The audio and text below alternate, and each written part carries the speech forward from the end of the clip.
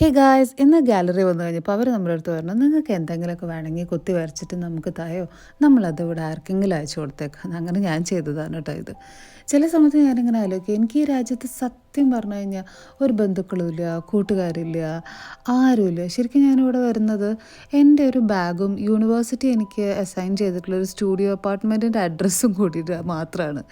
എനിക്കൊന്നും അറിയില്ലായിരുന്നു, എനിക്കൊരു പിടിയില്ല കേട്ടോ, ഞാൻ എന്ത് ധൈര്യത്തിലാണ് കയറി വന്നതെന്ന്. ഒരു പരിചയക്കാരുമില്ല. അപ്പം ഞാൻ വിചാരിച്ചു ഇവിടെ വന്നതിന് ശേഷം ചിലപ്പോൾ മലയാളികൾ ആരെങ്കിലുമൊക്കെ കാണുമായിരിക്കും, അങ്ങനെയൊക്കെ ഉണ്ടാവുമായിരിക്കും.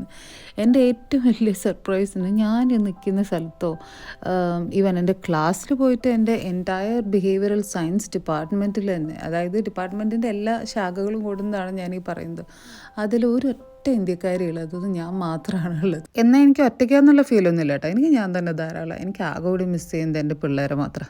അപ്പം ഞാൻ പിന്നെയും വീഡിയോസ് ഇടാം. സബ്സ്ക്രൈബ് ചെയ്യണേ, പിന്നെ കാണാം.